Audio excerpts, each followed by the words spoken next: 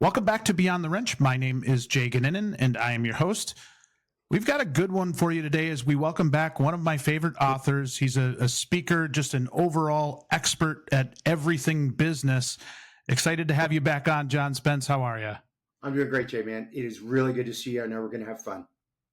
We always do. And I had mentioned in the last podcast that we did with you how big of a fan I was of you from a conference that I had seen you at probably 15 years ago. And you were just an amazing speaker. And as I've gotten to know you a little bit and always read your blogs and kind of everything that you put out, you certainly haven't slowed down on reading and studying business.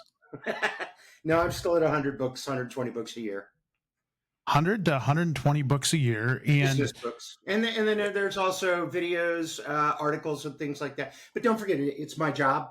I spend about a solid 2 hours a day keeping up with everything so that I know what's happening in the world. Do you, random question, but do you listen to music or anything when you're reading, or is it just straight focus on reading? I'm highly visual.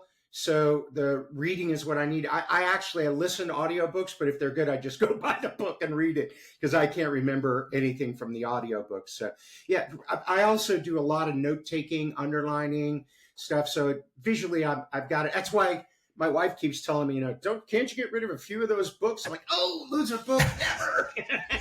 And I actually know where most of them are. If I'm talking to someone, they go, do you have the book Traction? I'm like, oh yeah, it's right over there.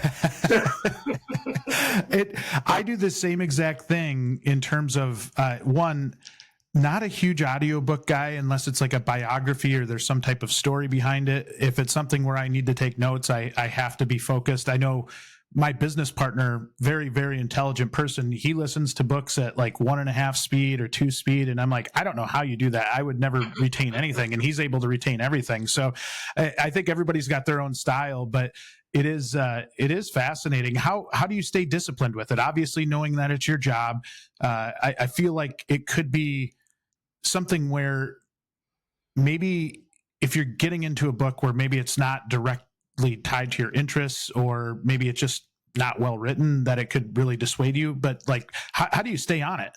Well, a couple of things when you said not well written. I have a rule. If I get 50 pages into a book and I haven't underlined anything, I give it away. I just refuse to let the author waste my time. And there are quite a few books like that. And then I set aside, I do sort of a transition in the morning from family life to business life. I take myself to breakfast this morning for an hour and I read during breakfast. So I have a routine. I get the same thing every day. Everybody knows me at the little diner I go to. And I've got a booth and I just sit and read for an hour, underline things. I also use my iPad a lot to follow news and read articles, read Harvard Business Review and all that stuff. So also a big way I read it is traveling. I'm on a good year, I'm traveling 200 days a year. So I'm exceedingly disciplined from the minute I get to the airport to the minute I get home, I read. Also, I don't watch movies or TV, not by, because I want to and I'm too disciplined. I just don't, I'm not that interested in it. I would rather read something that's, I find enthralling or interesting. Also, I don't read any business at home. In my house, it's only going to be, philosophy or history or something like that. Interesting. Really? Again, I'm pretty good about separating those things, that I've got good boundaries. At home, it's home. At work, it's work. And then I have a rule that every night I'll be home by sunset to have a glass of wine and watch the sunset if I'm in town. I like that. I might steal that from you. One of the problems that I've got is if I read, especially like a business or personal development type of book before I go to sleep, a lot of times it gets my brain going right before I'm about to go to sleep, and then I can't sleep because I'm just thinking about what I just read. Yep. Yeah, that's why I read poetry or something like that in the evening, something not mindless, but something that I don't have to try to remember the next day. Yeah, I love that. So what have you been up to since we last talked? You're still out on the road speaking? You're still out doing everything? Yeah, doing a lot of speaking stuff, a lot of keynotes, bunch of training. The interesting part is during the pandemic, I'll give you a quick thing. Before the pandemic, 2019, I traveled 217 days worldwide. 2020, I drove to a meeting an hour away, spent an hour in the meeting, and drove back in the entire year. Wow. Which meant big change, to say the least. The longest I'd ever gone without being on an airplane since the day I graduated from college was 22 days. This was 579. But the upside of that is I can do work for someone in, India early in the morning, US or Canada during the day, Australia, New Zealand in the evenings. So I'm doing a tremendous amount of work all over the world from sitting right here. And most of that, a lot of it is executive coaching. So that's become a huge part of my business. But it's been fun to adjust. It's a whole new way of doing work. And then AI has had a massive impact on the way I do my job as well. In what way? It's interesting to me, the AI topic in general, because I think there are people that are really, really crazy about it. And then there are people that are scared about it. And there's people like me that are kind of in the middle and trying to figure out how I should use it. Well, the research part of it, and I've been playing around with it and taking classes and stuff, but I can do research for my job. What would normally take me 4 or 5 days, I can get done in 45 minutes. Wow. I could do a competitive analysis for a client that would have taken me a week. I can get it done in 3 hours. If I'm preparing for give a speech or a talk, I can do very in-depth research on the company, on their competitors, on their industry, which frankly in the past was just too much time to invest for doing a 1 hour talk. Now I can print it out in 15 minutes and I'm super knowledgeable on what the company does. So I literally could not go back to doing the way I did my job 2 years ago.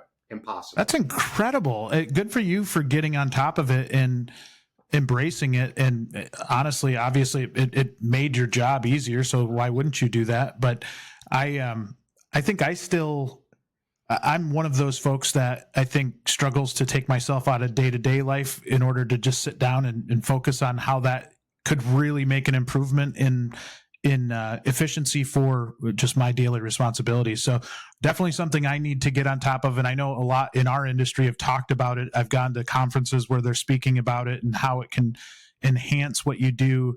I do think some folks get really overwhelmed by how much is out there and how many different tech companies have embraced that. And so just trying to get through the weeds to find the good stuff, right? Yeah. Well, it's just go play with it, get on a couple free ones, see what it's like. I'm on ChatGPT 4.0. I pay for that, but ChatGPT is free at some level. I use Claude or somebody else called, I think it's called Claude. I use Gemini is free. And I just played with it for a couple of months. And now my team and I have it really well in hand. And it has been huge positive for our company, for our business. I mean, I could not imagine trying to do what we do the way we did it 2 years ago. That's incredible. This week's episode of Beyond the Wrench is brought to us by Jasper Engines and Transmissions. Okay, your customer's engine or transmission has failed, but now is not the time for them to trade their vehicle. Not without a working engine or transmission. Besides, would they have kept their vehicle another 3 to 5 years if their engine or transmission had not let them down? If you answered yes, then Jasper Engines and Transmissions is your choice to give your customer's vehicle new life and many thousands of miles of enjoyable driving performance.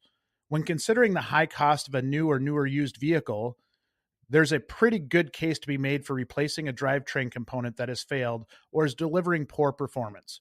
Rather than trading their car, truck, van, or SUV, install a quality remanufactured Jasper product for less than your customer would have to invest in a new vehicle or a newer used vehicle. Check out their website at jasperengines.com to learn more about the money-saving value of Jasper. This one's totally an off-the-topic type of question, but a travel advice. I've just recently got done with an extended period of travel where I think my wife's about to kill me if I take another business trip. But it is one of those things where you were talking about routine and being able to do that from home, where you're going out to breakfast and reading. Do you maintain that routine on the road? How do you kind of keep the stamina to keep going? Because it can take a lot out of you. Yeah, I'm actually more disciplined on the road. I have an even stronger routine. I have a checklist for everything I need to pack, so I don't have to worry that I forgot something. So when I'm packing, I'm checking everything off, so I know I'm not going to get to the hotel and forget socks or a belt or whatever. So that takes one bit of pain away. I'm a big guy. I'd rather be early and bored than late and stressed. I will show up 2 hours before every flight, no matter what. Even if the flight's at 6 a.m. or 5 a.m., I'll be there when they open the airport at 3. It's a pain in the butt, but I also try to take morning flights. So if something gets canceled, I have all day to get a second flight. A lot of my flights, I go someplace, there's 4,000, 5,000 people waiting for me to give a speech. I can't not show up or be late. So, I would book it. So I'm first thing out in the morning. I'm pretty close. I've got plenty of backups. I usually, Sheila, my wife, orders fruit or something for the room and water. So I've got some healthy food when I get there. And then I try to stay on a very tight routine of get up early in the morning, go find some place to go get breakfast, read for an hour, hour and a half. And then when I'm on the road, I'm in bed by 8 p.m. Unless my client asks me to go to dinner, I'm going to be disciplined and be to bed early. So I'm ready to go. And again, my clients don't pay me to be tired or have a hangover. So it kind of ruins my evenings, right? Yeah. Well, and I think it's smart because you do come back so much more refreshed. And I think I've changed my approach there a lot in the past few years where, even I think the last conference I went to in Vegas, like I was back in my hotel room by 8:30 and in bed by 9:30. And you do get a lot of pressure in those types of settings to go out. And I think for me, it was more weighing the decision in my mind of what was more important, like meeting those people that night or going and making really good relationships the next day, or having really good meetings and discussions that next day. And it was, I do think that's kind of a game changer once you really understand that side of it.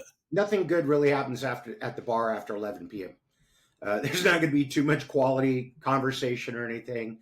And yeah, getting in early and building the networking during the day and being very, one of the things I think that people don't do well at conferences at least I needed it, is I go and hope that I'd meet somebody that I needed to run into them. I set up lunches. I set up stuff. Let's go, meet for coffee or whatever it might be.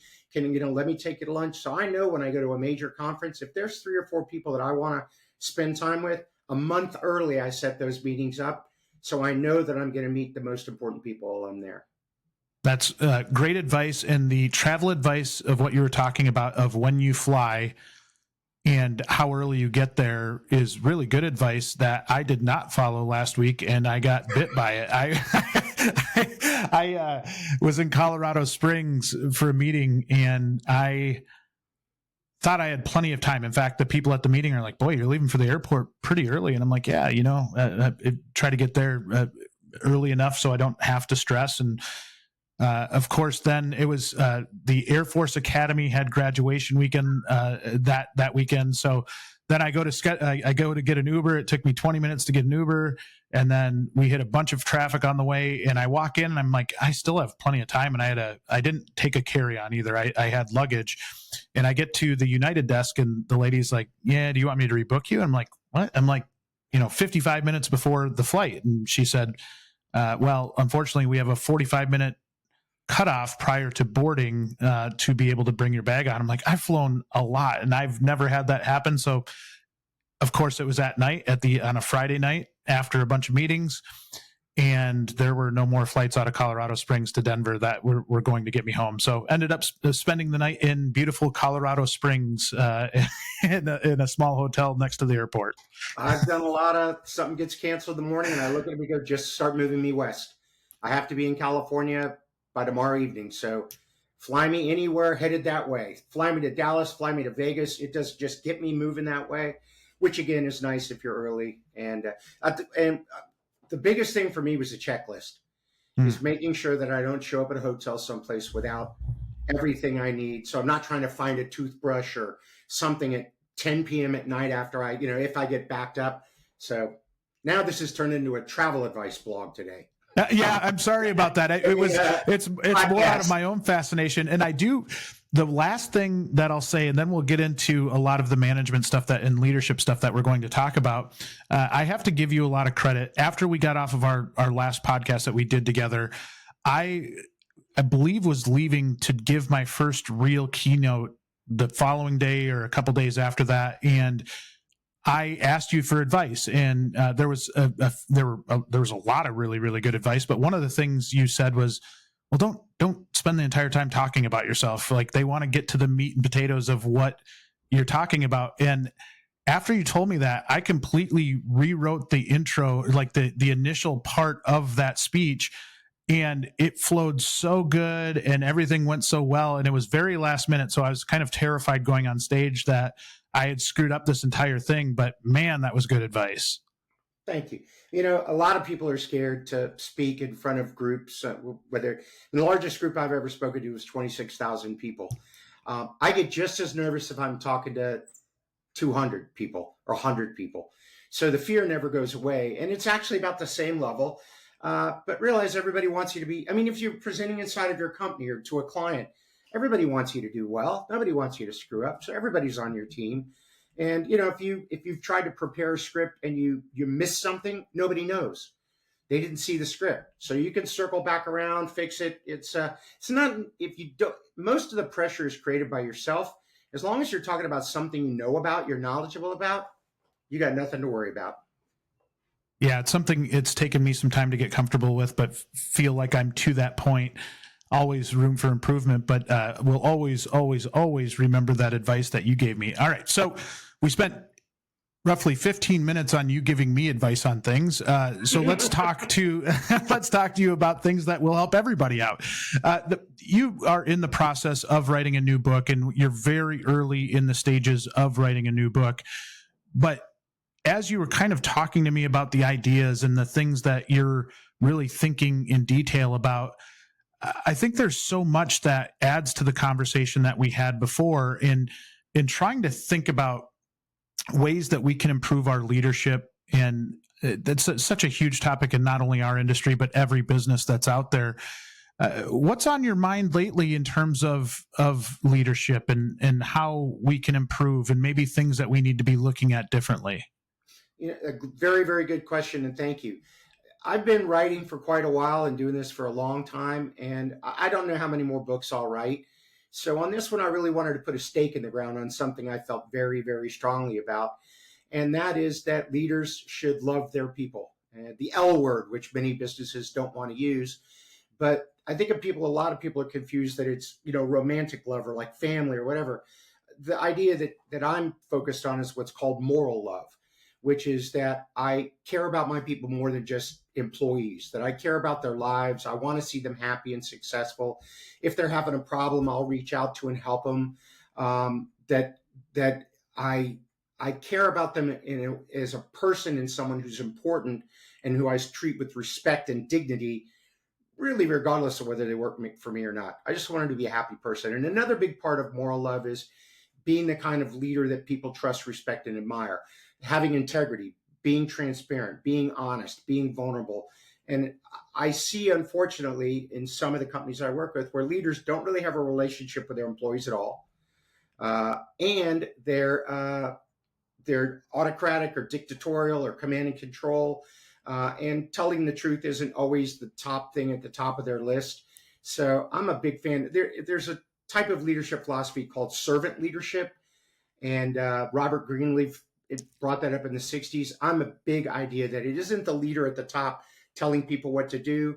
It's the leader at the bottom asking everyone else, what can I do to help you? How can I support you? So that's my big stake in the ground, that I really want to turn leadership in that direction of caring about your people, loving them, treating them with respect, and then knowing that because of that, they're going to give 110% to try to make your business more successful.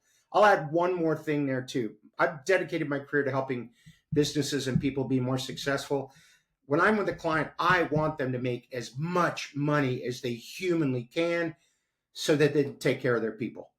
That they, you know, when I had my first CEO job, I would lay awake at night. I was 26 years old, worried about all the cars I had to pay for, the mortgages I had to pay for, the kids I had to put through college, because I realized there were hundreds of employees and thousands of people depending on me running a great company so that they could pay their mortgage, pay for their car, put their kids through school.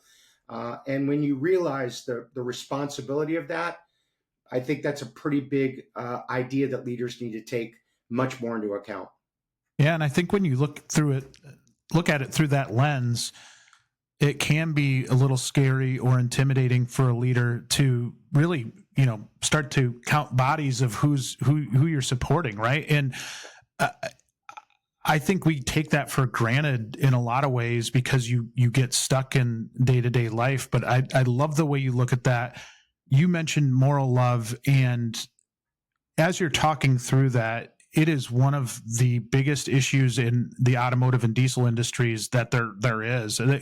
We work a lot with automotive and diesel technicians, the people doing the work, and so often we hear from those folks that they don't feel that moral love. They don't feel any love, right? They just feel like they're a number that's put out there to produce. Yeah. And in a lot of cases, I don't know that that's necessarily what the business leader wants to portray or is even thinking in their mind. But because they have a lot of those pressures that you mentioned, it takes their focus away from some of that stuff. And that's why they feel like they're just a number and why they don't feel any type of loyalty to that business, because maybe they don't feel that. There's not that culture of love that's coming to them that makes them think that they should be there for a long time. Yeah, and we could replace the word love with concern or genuine care. And that doesn't mean you got to go hug everybody and ask them, how their kid did in their soccer game. But it does know that let's make it clear. Everything in business is people, people, people. I worked for one of the largest car dealers in America. I think at the time they owned 29 or 30 car dealerships. And I asked the guy that owned all of it. He had grown up on a farm. When I met him, he was one of the richest men in America. I worked for him as a consultant for a couple of years. And I asked him, how did you become so successful? He goes, I am not successful. My people are successful. And because of that, I am. But I know the only thing that makes this business run is people. As soon as a leader, you realize that you really don't do that much. It's the 10 or the 15 or the 100 or the 500 people that do all the work that allow you to run the company. You change your attitude of they're actually very, very important. I mean, the success of your company is directly determined by the quality of the people you can get, grow, and keep on your team, period. So why wouldn't you treat them the best you possibly can? And if you have less than 200 employees, if you don't know every single one of those people's names and their husbands or wives' names or whatever, you're just showing people they're a number. You don't care about them. Yeah, and we hear it all the time. And I think we also have a large attrition rate from this industry, meaning that people come into the industry, they work here for a little bit, and then they leave. And again, I think that is it's the same thing. Maybe they've seen that or had that experience at multiple different either car dealerships or shops in general, and they think that's the way our entire industry is. Why would I spend my time here and work hard for these folks? And I think it's an area where we have so much room for improvement. But how do you improve in that regard? So if you're maybe that leader that doesn't know all the names, and I'll raise my hand. When I first came in to a real leadership position where I had a lot of people underneath me, that was one of the hardest things to do off the bat was, they take you that first few days and you go into an executive type of role, introduce you awkwardly to the entire staff. And you're like, okay, I'm trying to remember names, but it is really, really hard. And then ultimately it just took me spending time in each department and getting to know them a little bit. And, I think it's underrated because you want to get in and you want to make changes and you want to get the business moving in a different direction maybe than what it was prior to you being there. But until you know those people, I don't think anything takes off. Yeah, trust is, you said it, is get your butt out of your chair and go talk to people. Delegate things, say no to stuff, move it off, focus on only the stuff that you can do well. Get everything else off your plate. And then that time you gain back, get up and go walk out to the shop. Go talk to one of the folks. If someone, they're going on fishing this weekend or whatever it is, you overhear it and you ask them how it goes. You make a genuine connection. Doesn't mean you have to be everybody's best friend, but if you're leading them, they will only follow you if they trust you and respect you. And the only way you get there is by trusting them and respecting them first. And I've worked a lot in your industry and other similar industries. I know the companies that are super, super successful have senior management teams that the front line loves. Why? They're there, they check in, they visit, they, go out of their way to help them and support them. It isn't necessarily about money. There's actually 6 things that people look for in a company where they want to work. The first one is fair pay, not the highest pay. As long as I'm getting paid the same as I would any place else, pay comes off the table. If someone offers me 20% more, I should probably go. But that isn't really going to happen. I know you're in an industry where people will leave for $1 an hour more.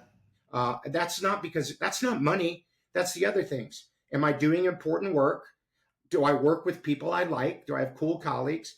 Does this place have a good culture where they treat me fairly? It's fun. I enjoy the people I work with. Do I have a chance for personal and professional growth? I need to know that I'm going to be able to move up and make more money eventually. And then the last one, which is the most important, you've heard me say it the same way. I work for a leader I trust, respect, and admire. If you have those other 5 things, money is not going to pull people away. The other side of it is if you don't have those 5 things and money is the only thing that keeps them there, then the minute somebody offers them 50 cents more an hour, $1, whatever it might be, they're gone, because that's the only reason they have to stay is, what's my paycheck look like? Technicians, have you checked out WrenchWay yet? WrenchWay is a free online community for automotive and diesel professionals. Whether you're looking for a job or not, WrenchWay makes it easy to explore new opportunities, stay up to date on what's going on in the automotive and diesel communities in your area, and helps improve and promote the technician profession. Check out all of the job details you care about before you apply or interview with WrenchWay Top Shops. Details like photos of the shop and answers to the questions you actually care about instead of the same old copy and paste job description you see everywhere else. Open to new job opportunities but don't want to apply yet? Create an anonymous reverse job post and let shops reach out to you, and see what's going on with the industry in your area through WrenchWay's Shop Talk. Join the WrenchWay online community for free by visiting wrenchway.com or by downloading the WrenchWay mobile app. Link is in the show notes. How easy is it for you to walk into a business and know that they're not doing some of those things? It takes about 3 minutes.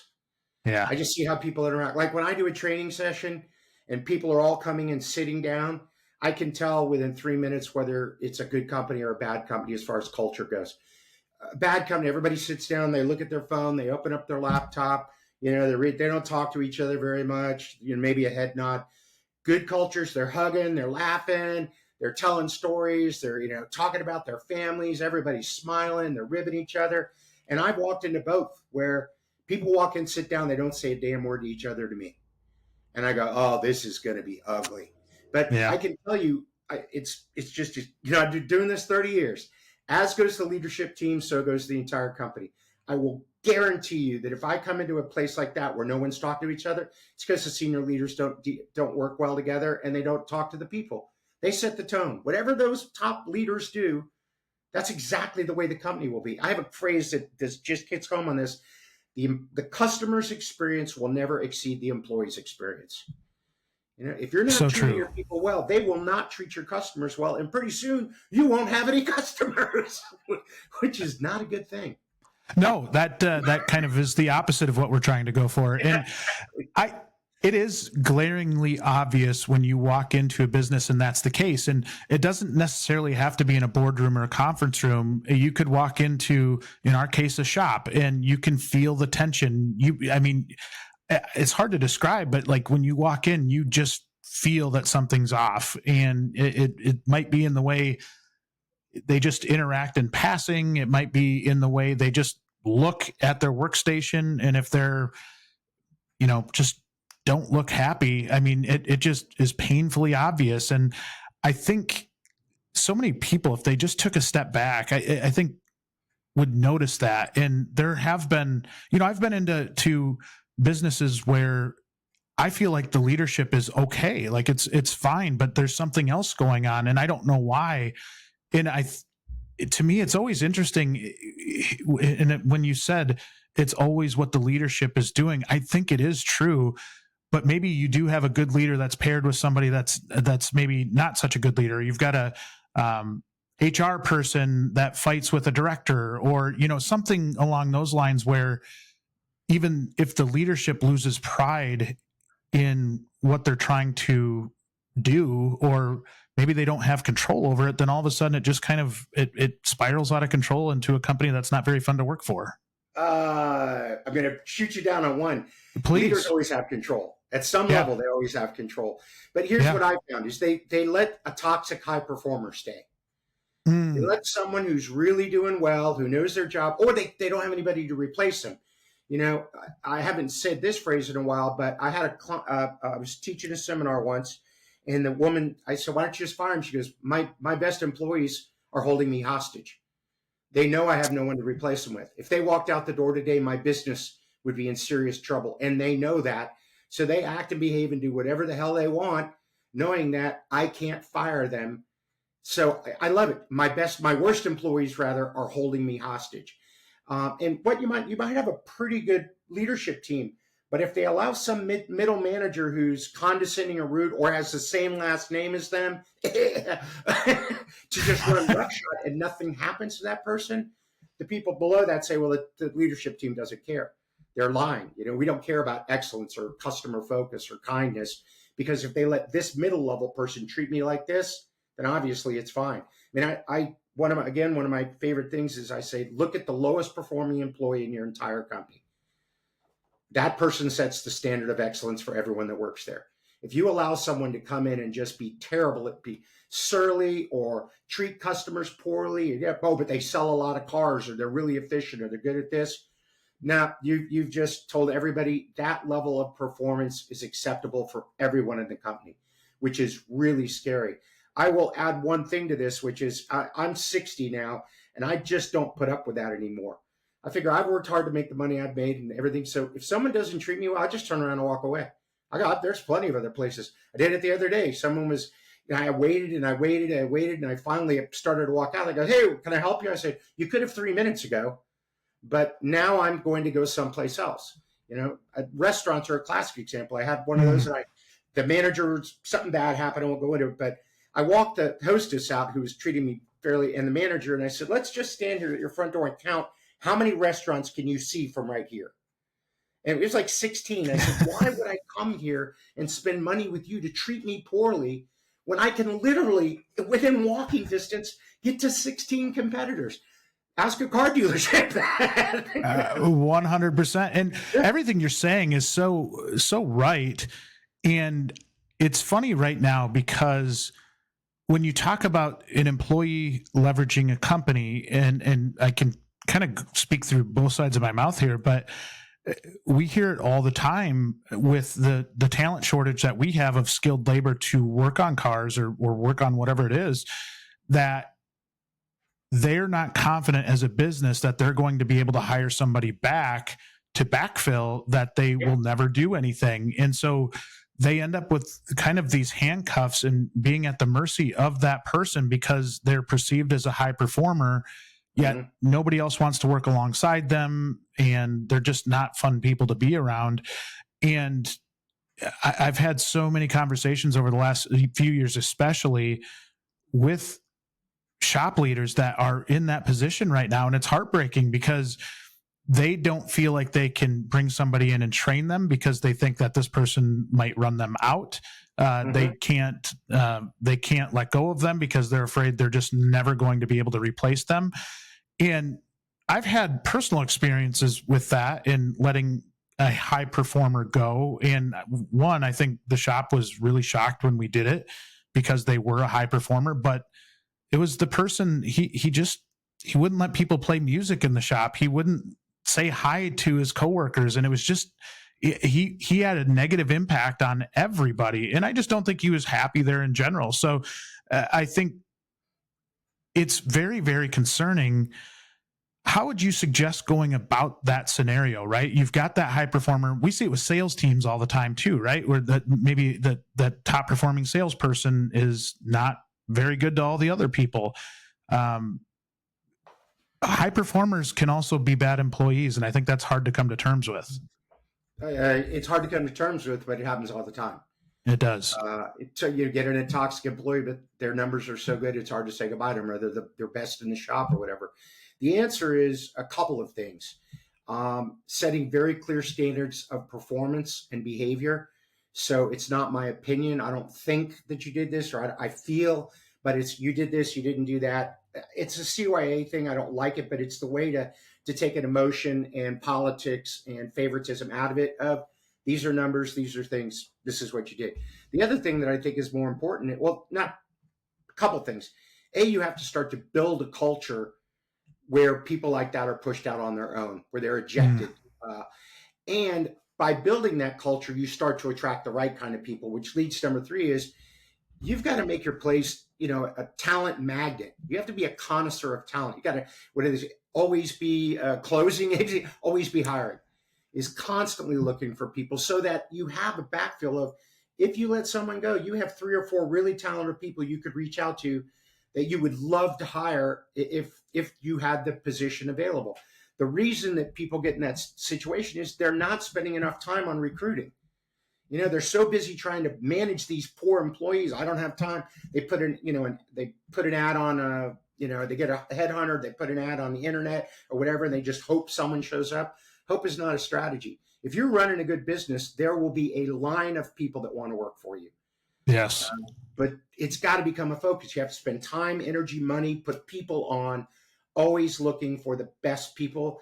And then when you get people that are a great match with your culture, taking the time to talk to them, take care of them, love them, teach them, give them help, give them chances for promotion and progression so that you can keep them there. And then one of the number one things that attracts top talent is the top talent you already have working for you, who knows they're really good friends, who are good at what they do, and say, if you're not happy over there at Smith, man, over here at Spence, we're having a lot of fun and things are going good. You'll get paid well. I mean, your best source of new employees is the people you already have there that are happy. That is incredible advice. And they're going to trust, I know you say this all the time, but know, like, and trust that person a lot more than they are you or some job ad that they see. I mean, it truly is that word of mouth. And you can tell when somebody speaks very proudly of the place that they work at. And I think it's kind of shocking at times, because I don't know that there are a lot of people that do that anymore, that are just over the moon happy with where they work at. And I think when somebody comes with that type of enthusiasm, it's almost, it moves people so much, because maybe they don't hear that all the time. Yeah, well, you absolutely great lead into some research on this and personal experience. There's a thing called Gallup organization. They have a strengths finders test, but I'll go through the stuff that makes up a great culture. The first one is it a fun place to work? And when I say fun, I'm not talking about whoopee cushions and stuff, but do people smile just as much when they come to work in the morning as they do when they leave at the end of the day? Do they like the work? Number 2 is, do I have friends at work? Maybe even my best friend. Doesn't mean I like everybody, but for the most part, I'd have any of these folks over for a barbecue. Number 3 is, does it have a family atmosphere? Do we genuinely care about each other? Do we look out for each other? Do we ask, how I heard your husband got in an accident, how's he feeling, or something like that? The next one is, I'm treated fairly. And fair, again, here is not pay. It's if there's a problem, an issue, some sort of a complaint, my voice will be heard. I will be treated fairly. The next one is freedom. I'm given the tools, the resources, support, the training I need, and people get the heck out of my way and let me go do my work. I'm not micromanaged. There isn't someone telling me we can't have any music in here. The next one is pride. I'm really proud to wear the shirt from the shop where I work. I'm proud of the company. I'm proud to tell people where I work. The next one, and this is the big one, and it really leads back to everything, Jay, is praise. Do I get some sort of genuine, honest, sincere, specific praise? Ready for this one? About every 7 to 10 days. Wow. Yeah. Most people right now, if you look at a lot of the research, and I'm not a research guy, but you look at the people that do this for a living, about 77% of employees are not engaged or actively disengaged. They either don't care about the company at all, or they're actively trying to sabotage the company. That's 3/4 of most businesses. I'm going to say in your industry, that's probably about right. And a big part of it is nobody recently has told me I've done a good job. Now, as a leader, you go, oh my God, I don't have time to walk around and tell everybody once a week they're doing something great. Or I had one go, but they don't do anything good. Like, well, you probably don't belong as a leader. But the idea I like is what's called creating a culture of catching people doing things right. that everyone comes in every day trying to catch one of their coworkers doing something right and praising them and saying thank you. And, I heard the way you just handled that unhappy customer. Wow, you talked him down off the ledge and he left here smiling. I learned so much from watching you do that. It's that kind of genuine, specific praise. And if you get everybody in the culture trying to do that to each other, by the end of the day, you've got a culture where everyone's getting praised every couple of days. And that changes everything. I mean, most employees I talk to, I go, when was the last time your boss came in and said, really said something heartfelt and sincere about your work and how important it was in the company? Some of them look at me and go, I can't remember. That's not a good answer. No, and that's doing the opposite of what we want as business leaders as well. One thing you mentioned there was micromanagement, and it's such a fascinating topic for me. And I think it's fascinating for me because I'm almost, I think, too far the opposite way, where I'll, kind of lay out expectations and kind of let people go. And at times almost a little too loosey-goosey, right? But then there's times where, I've worked for people that are over the top micromanaging. And I think sometimes that was paralyzing because you just didn't want to screw up, right? And kind of have that shoved in your face. What is the right balance there? Okay, this is fun because I messed this up myself about 4 weeks ago. I have a young man that works for me that's extremely talented, very talented, doing a website for me. He sent the mock-up of what he wanted, and I looked at it and went, oh, I got to rewrite all the copy. I don't like these pictures. I basically redid the whole thing, and then I literally was walking out of here and stopped and went back and go, I'm that guy. I'm the micromanager. So I sent him a nice note and said, I apologize. I'm giving you the project back. So the way I look at it is a couple of things, and I use 4 levels of delegation. Level number 1, which is what I should have done with him. You're better at this than me. You're good. You're fantastic. This is your decision. You handle it. You own the outcome, positive or negative. Fully delegating it to you. You're great at this. Level 1. Level 2 is I'm going to delegate it to you, but if you have questions, ask whoever the right person is. It may not be me. I'm the CEO. I may not know. Talk to somebody in the finance department or over here or marketing or whatever it might be. Get some input, advice. Then you make the decision and you own the outcome, positive or negative. So level 1, you own it. Level 2, get some input, advice. Then you own it. Level 3, it's a team decision. We're going to bring everybody together, or the appropriate people together. We're going to talk this through, and then whatever the team decides, I will go along with. If I happen to be in agreement, great. If I happen to be in disagreement, and it isn't something that will blow up the company, it's not, it's not mission critical, then I just tell the team, you go and I back you. I believe in you guys. I trust you. And if it goes really, really well, they get all the credit. If it goes poorly, I take all the accountability. And then level 4, and this is where unfortunately most people, bad leaders do, my decision. I may talk to you, I may not. I'm just going to make the decision. You have to do whatever I tell you. Here's what I learned because I was a terrible micromanager when I first started out in business. Horrible. I realized it one day when I looked up and there was a line of people waiting in the hallway to get for me to make a decision. And I realized I was the bottleneck. I had my hands in everybody's stuff. So I learned that probably 60% of the stuff that I was involved in, 70%, I didn't need to be involved in at all. It was fully a level 1 or a level 2 decision, and I wasn't the one to talk to in the level 2. Rarely did we make a level 3 decision. And when I did, I gave it to the team. And about 90% of the time, the outcome was fine, excellent, good. Maybe not the way I would have done it, but we got the results. Very rarely, maybe 5% of the time, I had to make a level 4 decision. But here's the important part. Because I had all the level 3s where I trusted them, when every now and then I had to pull rank as a level 4, they were like, John trusts us. He's trusted us in the past. We'll trust him. But again, you flip it around. A lot of people that micromanage make about 90% of the decisions and delegate nothing. Good leaders delegate about 90% of the stuff, and only about 10% of the time do they overrule everybody and say, just do it this way. It's a complete 180. And I will tell you that good people won't put up with the person who makes 90% of the decisions.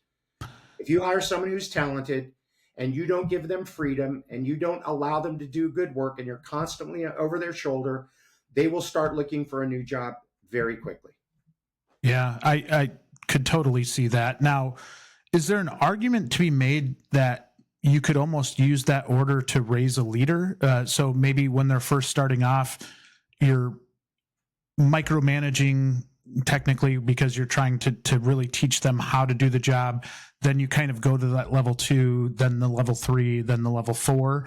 Or is it, this is the way that you need to lead from the start? You need to be able to trust them that you hired a good person, and you need to let them do their job and wait for maybe something negative to happen to be able to help coach them on, or walk me through that process of developing a person. Yeah. So, and you've done a wonderful job. You used the right word, coach. And that's sort of a digression is you're coaching constantly at the beginning, not micromanaging, maybe a little bit, but making sure they understand the rules, the way you do it, the processes, the systems. You're checking their work a little bit. And as things get better and better, you have to check a little bit less until eventually, you can just say run with 80% of it. If something like this comes up, come and check with me. Let me look at it. Let's talk about it, or check with one of the other people in the shop. But short of that, you nailed this, you nailed this, you nailed this. The key is there is to say, but you can always come and talk to me. If there's something you don't understand, you want some feedback or questions, you need some coaching. There's no such thing as a stupid question. I encourage you to please come to me or come to someone else. You will never get in trouble for saying, I don't know how to do this, or I'm not sure, could you help me? You'll actually get in trouble for the other thing, which is trying to do something you don't know how to do and break it. Yeah. So making it really safe. Big idea is psychological safety. Make it safe to ask for help, to admit you don't know, to be vulnerable, to say I need help. That's, in a lot of organizations, that's seen as weakness. I don't know how to do this. No, the reverse. I don't know how to do this. Let me teach you. Let me show you. Let me help you. That's what you're looking for. Amen. I absolutely love that. And I think you had mentioned processes, and I think a lot of times when maybe that there's that lack of trust from a leader's perspective, to where they get frustrated with people that work for them. I look back and I think a lot of times it's because that leader had a lack of processes to start with. So they really struggle on how to hold them accountable when there was nothing to hold them accountable to in the first place. Does that make sense? Yeah, that makes perfect sense. I'm going to do sort of a comparison here. Please. I'm not a process guy, but I love this quote. If you want repeatable success, you must have process. And you need to look at the fundamental core things in your business, the make or break stuff that has to be done flawlessly, and have lots of process around that. Now, I'm going to balance that out with Starbucks. Starbucks has an exceedingly clear process for making a certain type of coffee. That's why you've got consistency around Starbucks all over the world. If you order a Frappalappuccino thingamabob in Chicago, it's going to be pretty close to the one you get in Shanghai. However, they tell them, follow that process, but bring your personality to it. Bring a flair, add a little bit, customize it. The coffee has to be the same. How you create it, do it, and everything else like that you can bring your own flair to. Just the coffee has to be right. It's the same thing with balancing process in a company. Here's the processes that we have to follow, unless you have a suggestion to make it better. If you've got a way to make the process more efficient, more effective, better, safer, whatever, I want to hear that. Otherwise, let's stick to the process. But if you can add a way to do it that's more comfortable for you, that you enjoy more, but still follows the processes, gets the flawless outcome, we're all for it. Yeah. And I think it is glaringly obvious when you go into a business that had followed that process for a long time, and then maybe it starts to fall off. And I'll use an example of this from last night. I took my son to go get some baseball stuff. His baseball season's about to start. And afterwards, we stopped at Chick-fil-A. And every Chick-fil-A I think I've ever been to has been great. Always have good service, except for a couple in airports that probably weren't the best experience. And it's just a different deal in an airport. Last night was the first time where I went to a Chick-fil-A and the garbages were overflowing, and it just wasn't great, right? The tables were sticky. It just was not great. And you're like, when you look at that, Chick-fil-A has such a great reputation. And if you start to see that starting to fall off, that was my experience at one location. Now, if that were to happen at another location, now my mind starts to shift a little bit. And I think you could go through history of time in businesses. I think we saw it with Best Buy. I think we've seen it with a number of other businesses where things start to kind of fall off a little bit. And I don't know if that's due to lack of process. I think, to your point earlier, it probably still comes down to lack of leadership, right? Or maybe a fall off in leadership of some type. I can explain that Chick-fil-A. If the manager walks past an overflowing garbage can, then no one's going to empty it. The manager should be the one out there cleaning that up. There's a great book about Chick-fil-A called It's My Pleasure. And it talks about how do you encourage a group of people that get paid minimum wage and clean toilets to be delivered that level of customer service. But again, there's a great, and I'd like everyone who's listening to think of this. This is a really important idea that not many people have heard of. Maybe you have. I'm going to get on a limb now. Have you ever heard of an idea called symbol management, Jay? No. Yeah, I think it's one of the most powerful leadership ideas, and almost no one's ever heard of it. Symbol management is the manager that stops and picks up that piece of garbage and empties the garbage. Symbol management is also the manager that walks past the garbage and doesn't do anything. Good leaders are thoughtful about how can I send small signals that mean big things. How can I be the one that when it's busy, I go and clean up the parking lot? We got a lot of customers right now. I want you guys to serve the customers. I'll go clean the bathroom. I'll go do the trash, whatever. I'll do the hard work. This is a leader that if you send them a text, they answer it immediately. Whatever it might be, they get back to you with emails, but they treat you with respect and deliver the kind of service to you they want to deliver other people. And great leaders back up and think about what is something small I can do right here that will send a big message about the values of our company. I trust you. I'm proud of you. You did a great job. That's a fantastic idea. I appreciate you taking that risk. It didn't work out, but it was a great idea and a good try. Those little things that they do that tell people it's safe here, I appreciate you, are important. The reverse is leaders that don't pay attention to those symbols send negative ones. The trash is overflowing, hasn't returned a text for 4 days, doesn't have time to talk to me, hasn't done a one-on-one with me for 4 months or whatever, doesn't do any coaching.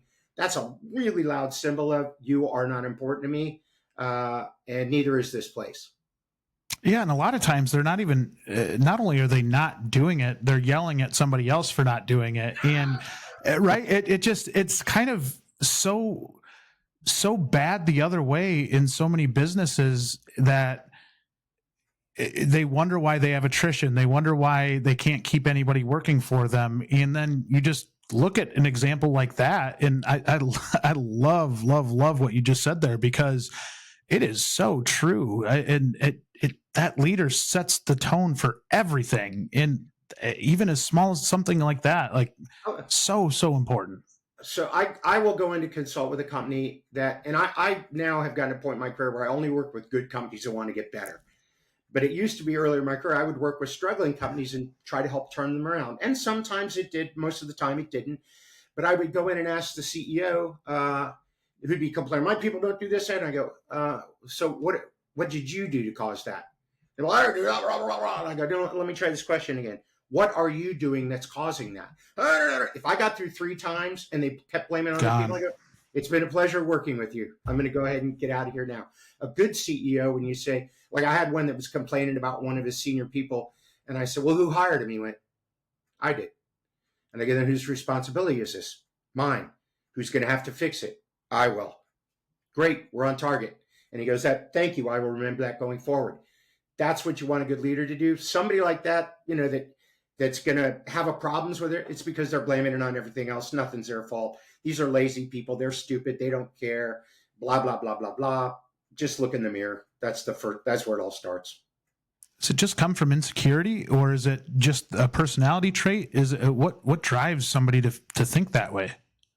Insecurity, lack of training, bad mentors, not having good people to learn from.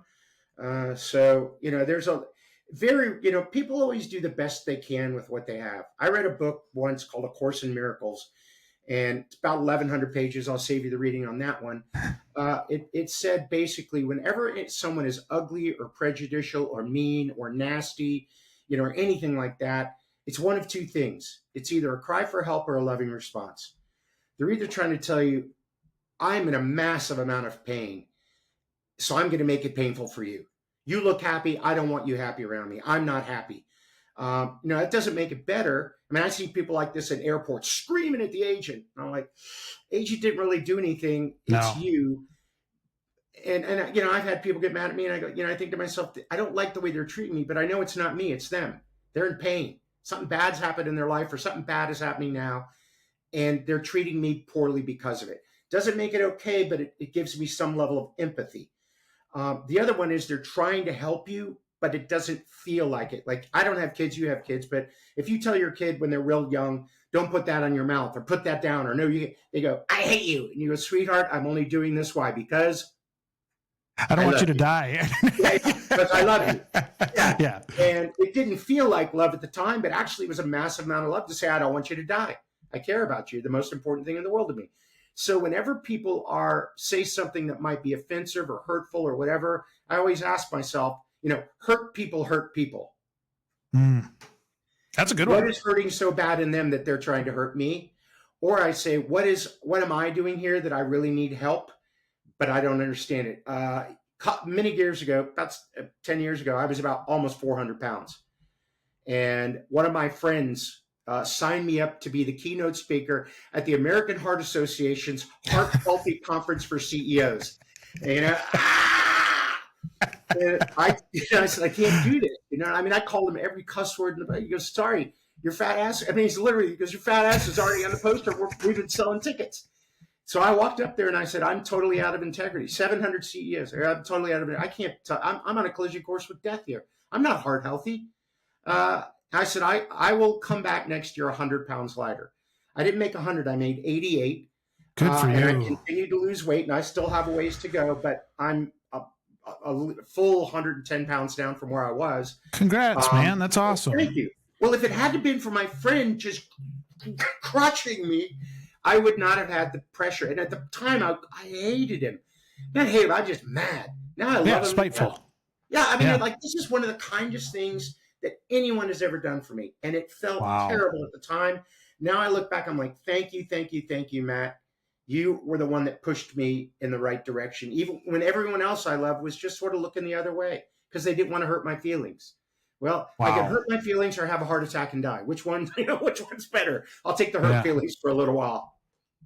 I think there's so much to learn from an employee standpoint there too, right? Because I think a lot of times an employee might think that you're trying to make their life harder, right? And you're really trying to help push them to their potential. And a lot of times I do think that comes down to a leader's lack of communication and helping them understand that side of it. But as an employee, the more defensive you get, I think the more constrained the actual message coming to you is, and the less helpful it is. Yeah, that's why, for managers and leaders, getting training on how to be a good coach, how to coach people effectively, because it's a really hard skill to pick up. Once you get at it, it's a superpower.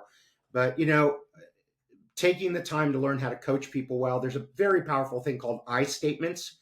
And an I statement, instead of saying, Jay, you messed this up, you say, from where I'm sitting, it seems like this didn't go as well as it could have. There's a big difference between you screwed up and I'm confused. I'm concerned. And people go, oh, that sounds wimpy. No, I'm being assertive without being aggressive. I'm saying there's a problem here, but I'm not going to blame it on you. We're going to fix it together. And at some point, you might have to blame it on them and terminate them. But when you come at, and this is a very powerful thing to use anywhere. If I remember getting on an airplane once, we talked about travel earlier, and I because I live on airplanes, I was in first class, and I turned to the flight attendant and asked her something. She goes, what now? What do you want now? And I looked around and I said, I'm confused. I just got on the plane. I haven't been an ass yet. I might be in a little while, but I don't understand why you seem so upset with me. She looked at me, she goes, I thought you were somebody else. I'm so sorry. Sit down. Let me get you some champagne. Good answer. Let me get you some champagne. That was, just putting it back on me. Even, I could have attacked back. So what the hell's wrong with you? I'm confused. I need help. I don't understand. Champagne. Once you get past that thing is I have to prove that I'm right to I know that I'm not right. And I did a podcast earlier this morning, so I don't know if I said this one, but I just turned 60 and I have a new saying now. I now realize I know very little about almost nothing and almost nothing about everything else. And trying to Boy, prove is that true. You're right. Yeah. Trying to prove you're right. I let go of that. I tried that really hard till I was in my mid-30s to prove I was right. And then I don't know why, but one day I woke up and realized there's lots of right ways to do this. And my way isn't the only way. And maybe I'm wrong, or maybe their right is better. Their idea is better than mine, but I got to stop trying to show that my way is the only way. I need to start embracing of please teach me and help me learn a better way to do it if you can. That is great advice. And that's what we're going to end on. I think the fascinating part about you, John, is I could talk to you for days on end. You just are a wealth of information. And all of that reading and studying has done so much for you over the course of your life, but you've done so much for other people, and the messages that you bring and what you say and how you say it, I think is very relatable to most people. And just an absolute pleasure to have you back on the podcast again, and just always fun to talk to you. I had a great time too. Thank you so much for inviting me. Thank you, John. That wraps up another episode of Beyond the Wrench. If you liked this episode, please show your support by rating and following the podcast. You can also watch the video interviews on WrenchWay's YouTube channel. Speaking of WrenchWay, did you know Beyond the Wrench is managed and produced by the WrenchWay team?